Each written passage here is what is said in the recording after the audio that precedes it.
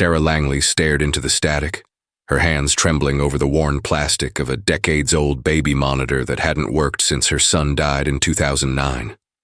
The screen, dusty, flickering with artifact lines, was never supposed to turn on. Again. But now it hummed with an unnatural resonance, and through the faint crackle came a voice she hadn't heard in 16 years. Her father's voice. He'd died in Vietnam, buried in a flag-wrapped casket before she was born. Here, Sarah, he whispered, clear as if he were standing beside her bed. Don't trust the moon. That night everything changed. You didn't come here by accident.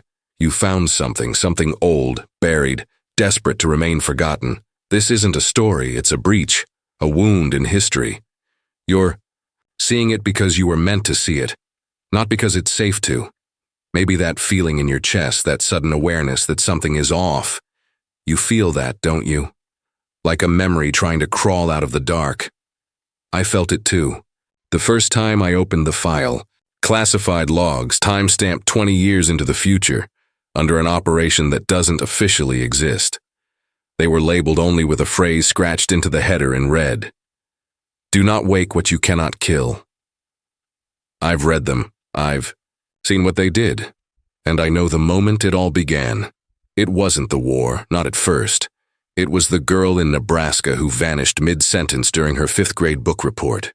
The entire class heard her begin to speak, watched her lips move. Then, in the blink of an eye, she wasn't there. Just the impression of her in the carpet. The teacher had a breakdown, claimed the girl had whispered something right before. She vanished, but no one else heard it. They locked the teacher away, called it trauma. But 2 weeks later, a man in Wyoming walked into a gas station and recited the exact same sentence the girl had started with.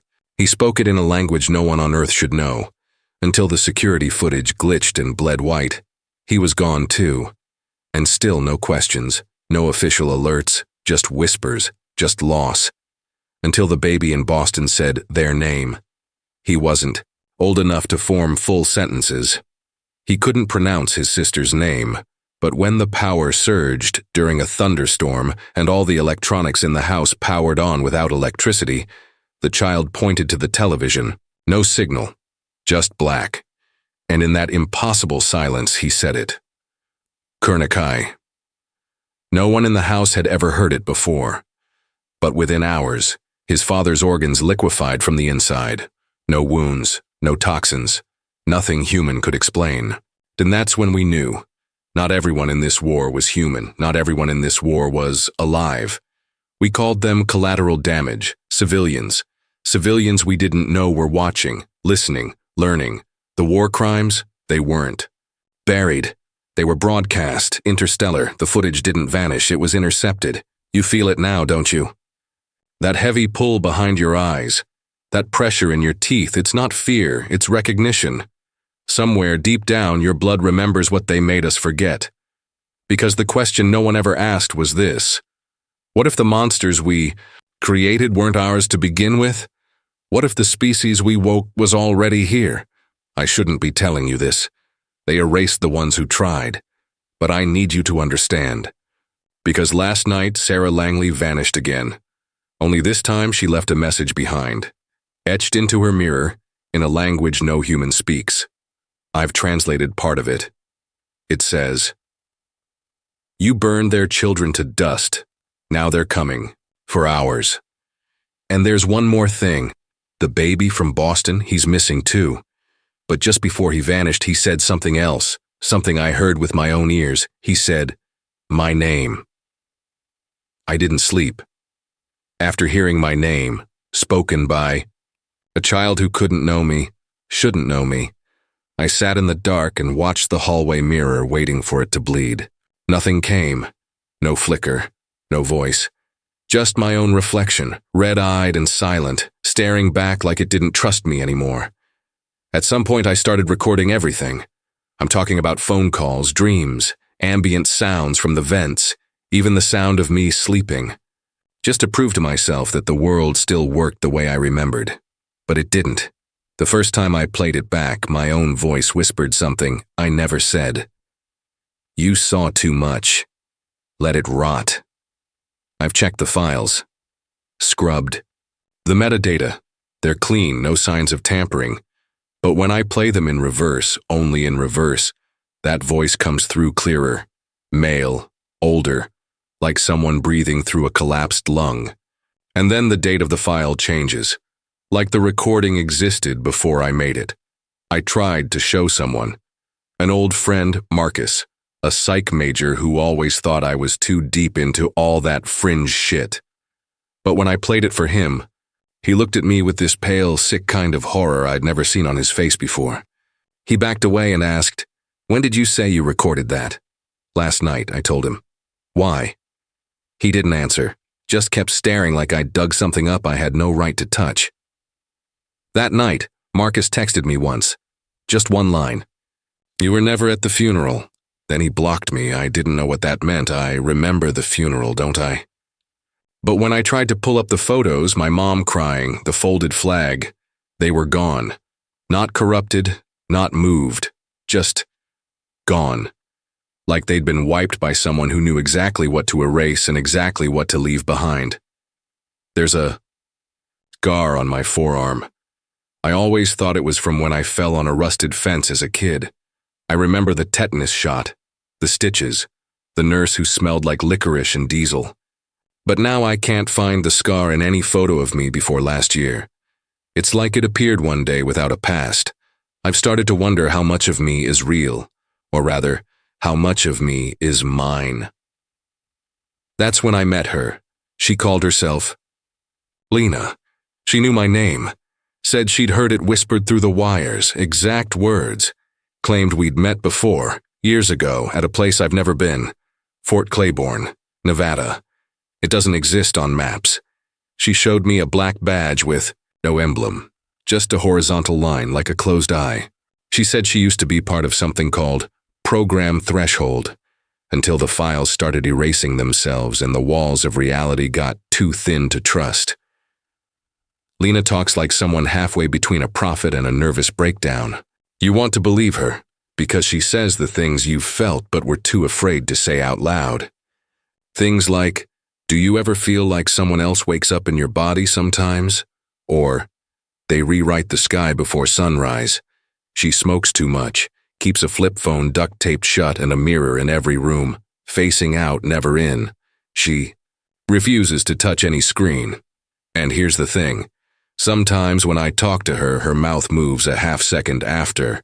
The sound comes out, like I'm watching a delay, like reality's buffering. I started recording our conversations. Not because I don't trust her, but because I don't trust myself. But on the latest file, my voice is gone entirely.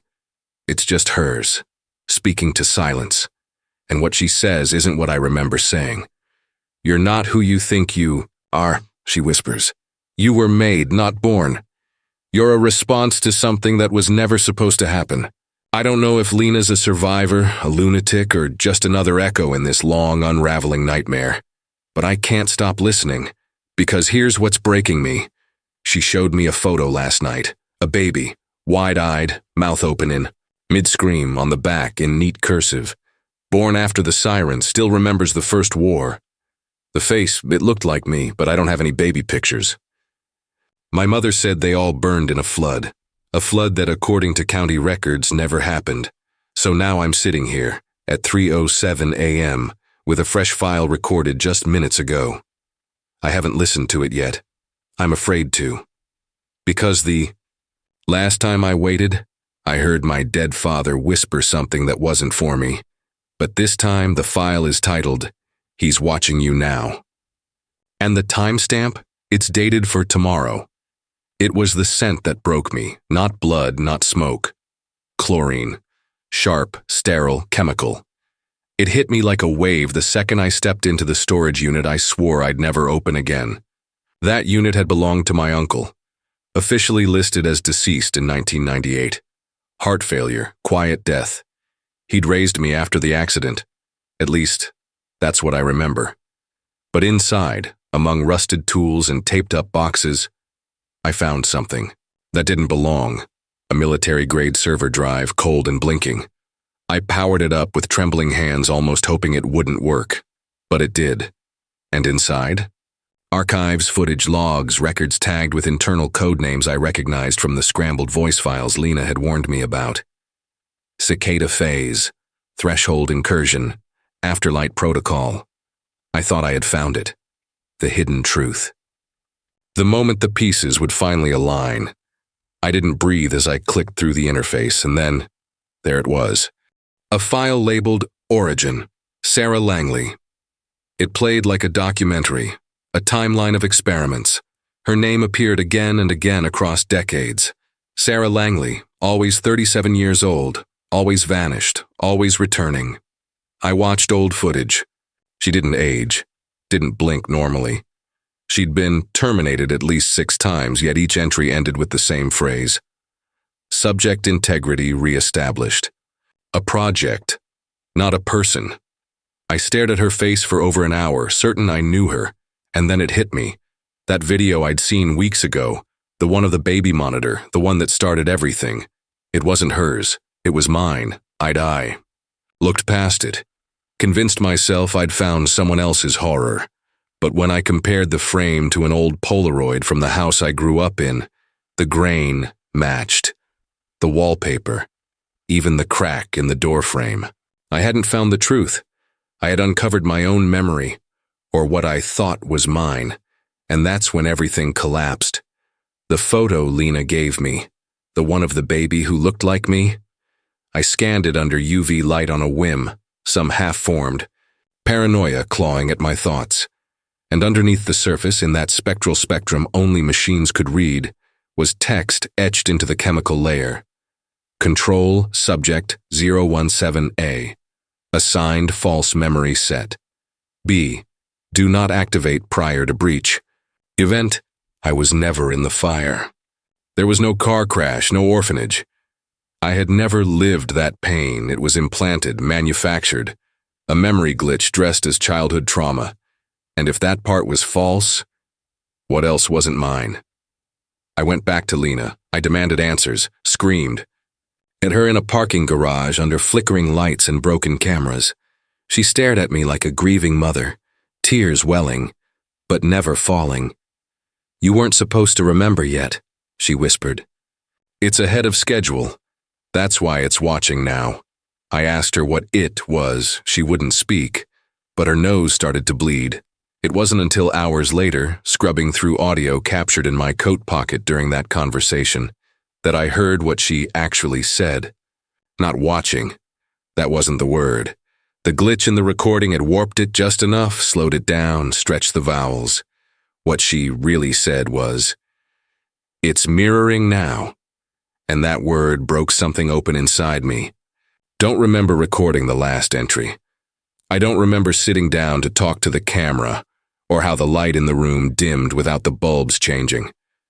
But when I watched it back, alone, with every device disconnected from the grid, I wasn't in the video. Lena was, but she was speaking in my voice, my gestures, my memories, word for word, and behind her, reflected faintly in the mirror over my shoulder, was me, watching, smiling, like I knew something you didn't. Go back. Watch everything again. You missed something. It started 3 days ago, with the symbol. I found it carved beneath the paint on the wall behind my bathroom mirror, perfectly centered. A circle, not quite perfect, crossed by a line that bent at impossible angles when you stared too long. At first, I thought it was vandalism, some remnant from the unit's last tenant. But when I scrubbed it with bleach, it didn't fade. When I took a razor to it, the drywall bled.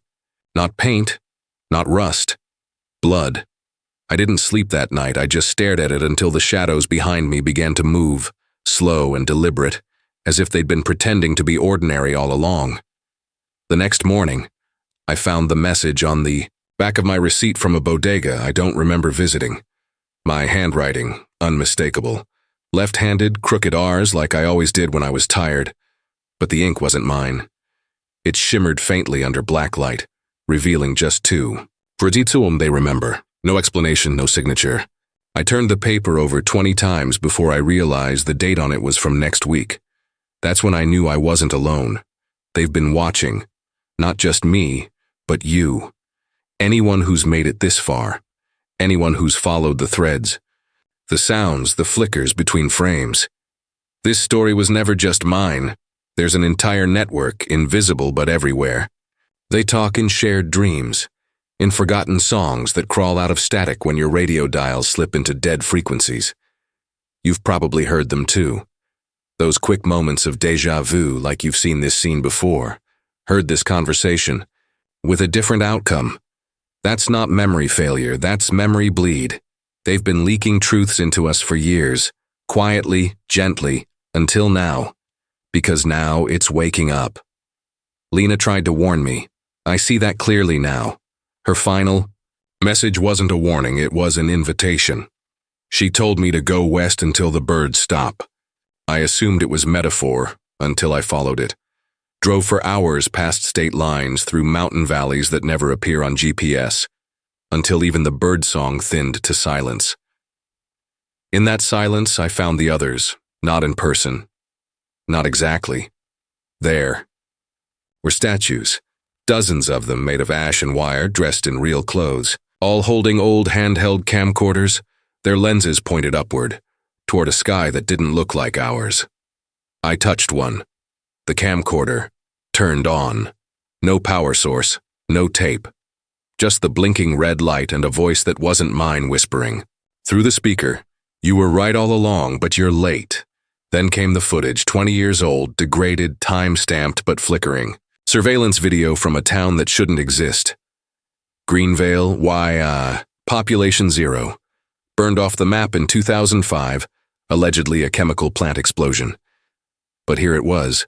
Life, people, kids playing, families, and all of them wearing the same symbol I'd found in my wall, branded into their clothing, etched onto doors, scribbled on skin.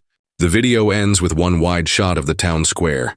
Everyone standing still, everyone staring at the camera, mouths open, silent, and in the center of the shot, held aloft like some grotesque flag, is a mirror. I've seen that mirror before.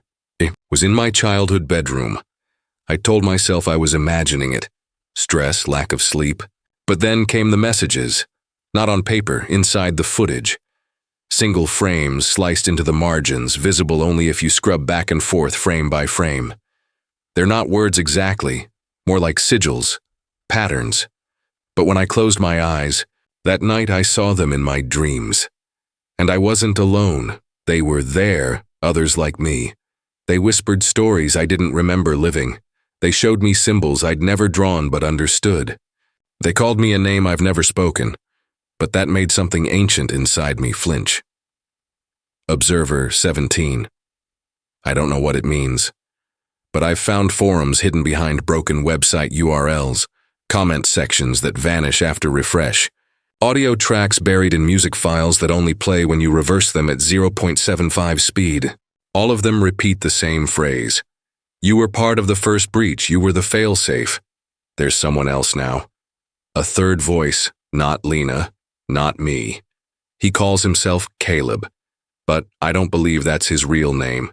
He doesn't speak in person, only through VHS tapes left in places I haven't visited in years.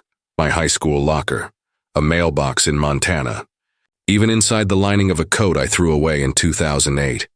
The tapes only play static at first, but if you fast forward to the final few seconds, he speaks. Never more than a sentence. One tape said, "If you're watching this, they already turned your memories into passwords."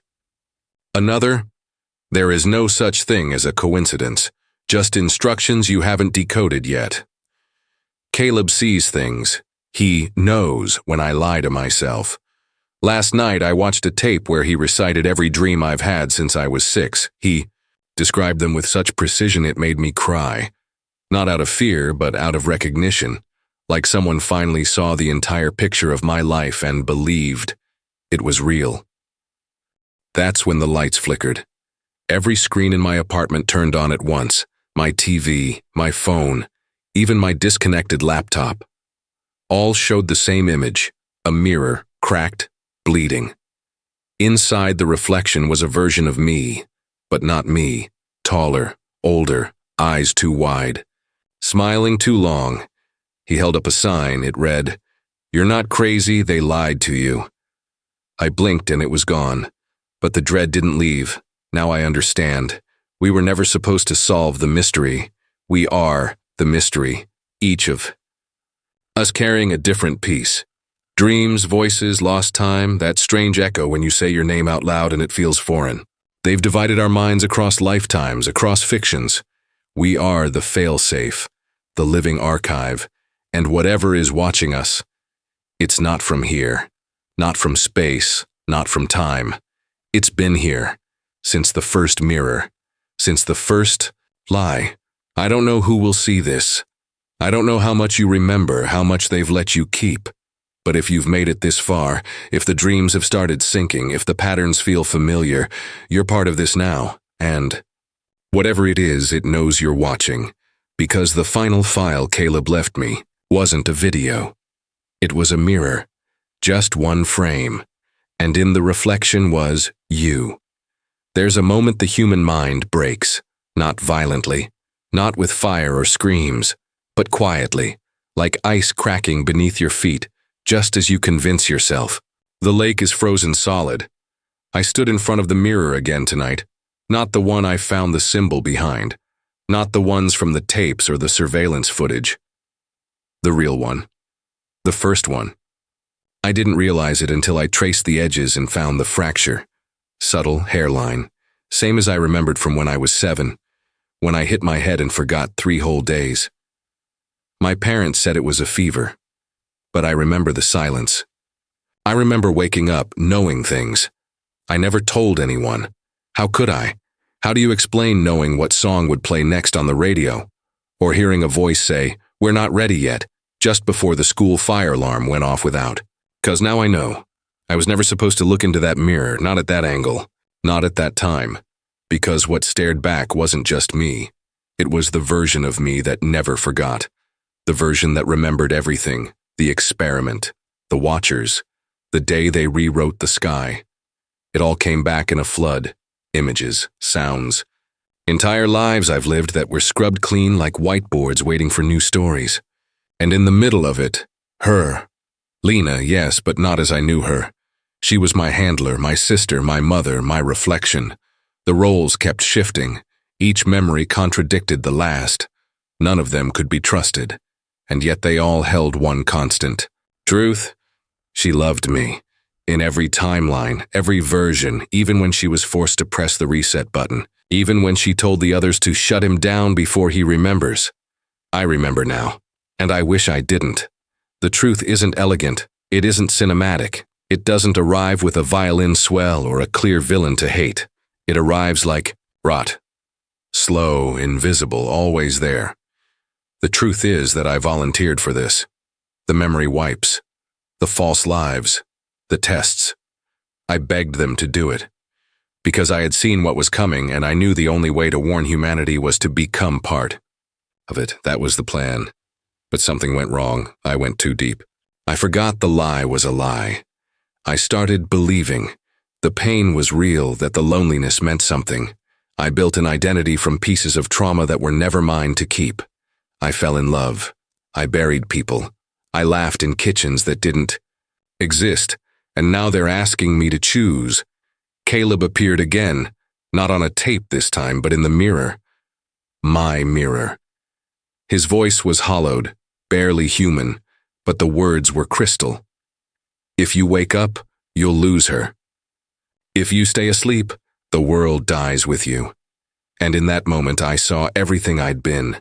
The soldier, the observer, the lover, the lie, all stitched into this fragile skin, this container of flesh and forgetting.